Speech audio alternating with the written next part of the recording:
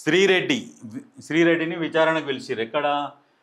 వైసీపీపై అభిమానంతోనే పోస్టులు పెట్టా శ్రీరెడ్డి. ఏంది? వైసీపీపై అభిమానంతోనే పోస్టులు చేశానని నటి శ్రీరెడ్డి వివరణ ఇచ్చారు.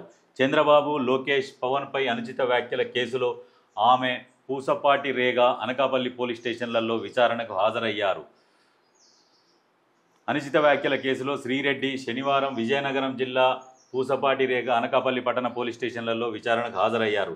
పూసపాటి రేగలో సిఐ జి రామకృష్ణ, అనకాపల్లిలో సిఐ టి విజయ్ కుమార్ విచారణ అధికారులుగా వ్యవహరించారు. ముఖ్యమంత్రి చంద్రబాబు, మంత్రి లోకేష్, ఉప ముఖ్యమంత్రి పవన్ కళ్యాణ్లపై సోషల్ మీడియా వేదికగా శ్రీరెడ్డి చేసిన వ్యాఖ్యలపై నెల్లిమర్ల నగర పంచాయతీ కౌన్సిలర్ కితాండ కళావతి 2024 డిసెంబర్ 13న నెల్లిమర్ల పోలీస్ స్టేషన్లో ఫిర్యాదు చేశారు. నవంబర్ 13న తెలుగు మహిళా రాష్ట్ర ఉపాధ్యక్షురాలు కొనత రత్నకుమారి అనకాపల్లి టౌన్ స్టేషన్లో ఫిర్యాదు చేశారు. కేసులు నమోదు చేసిన పోలీసులు ఈ ఏడాది ఫిబ్రవరి 2న చెన్నైలో ఉంటున్న శ్రీరెడ్డికి నోటీసులు అందజేశారు. దీనిపై కోర్టును ఆశ్రయించిన ఆమె శనివారం మధ్యాహ్నం పూసపాటి రేగ, రాత్రి అనకాపల్లి పట్టణ పోలీస్ స్టేషన్లలో సర్కిల్ ఇన్స్పెక్టర్ల వద్ద తన న్యాయవాదులతో కలిసి విచారణకు హాజరయ్యారు. అంటే 41A నోటీసులు ఇచ్చేసి పిలిపిస్తున్నారు. ఇంకా శ్రీరెడ్డిని మళ్ళీ ఒకసారి పిలుస్తారు ఖచ్చితంగా. పిలిచి ఈమెకు కూడా చాలా నోటి మామూలు దుల లేదు. ఇట్లాంటి వాళ్ళ వల్లనే ఏంటంటే దరిద్రం శివతాండవం ఆడి వైఎస్ జగన్ మీద శివతాండవం ఆడింది కాబట్టి వైఎస్ జగన్ 11 సీట్లకు పరిమితమైంది. ఎందుకంటే ఇంకో ఇట్లాంటి యాడికి డ్రెస్సులు వేసుకొని సోషల్ మీడియాలో వైరల్ కావాలని లేనిపోని ఆరోపణలు, ఉత్తగానే పనికిరాని ఆరోపణలు చేసేది.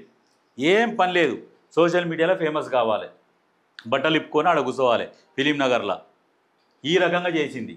మరి ఎంత సంపాదించిందో తెలియదు. లాస్ట్కు ఇదంతా వంగనే ఇంకా ఈడిగిడికి బట్టలు వేసి చేపల పులుసు పెట్టుకుంటూ కూర్చుంది. ఇట్లా చేయండి, అట్లా చేయండి అన్ని ఎక్స్పోజింగ్ మాటలు, డబల్ మీనింగ్ మాటలు, లైవ్లు పెట్టి ఒక్కొక్కరిని బూతులు తిట్టుకుంటా ఈ రకంగా చేసింది. కాబట్టి ఈమెని మరి విచారణకు పిలిచి పంపించేదానికంటే కూడా ఈమెని తీసుకుపోయి రిమాండ్కు తరలిస్తే బాగుంటుండే. కోర్టు ముందు హాజరుపరిచేసి రిమాండ్కు పంపించాలి. ఇట్లాంటి వాళ్ళు ఇది మామూలు మాటలు మాట్లాడలే. వీళ్ళని ఖచ్చితంగా రిమాండ్కి పంపించే ఏర్పాటు చేయాలి.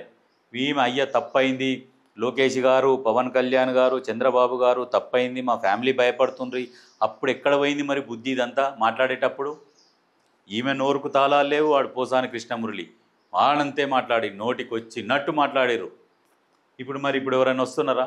అందుకనే విమర్శించేటప్పుడు కూడా విమర్శని కొంచెం మంచిగా విమర్శించాలి. నోటికి వచ్చినట్టు వాళ్ళ ఫ్యామిలీల గురించి అసలు ఘోరంగా మాట్లాడింది. అసలు మామూలు కొట్టుకుంటూ తీసుకుపోయి స్టేషన్ తీసుకురావాలి అసలు ఇట్లాంటివని. మరి ఎందుకు పోలీసు వాళ్ళు ఇంత సున్నితంగా వ్యవహరిస్తారు అనేది అర్థం కాదు.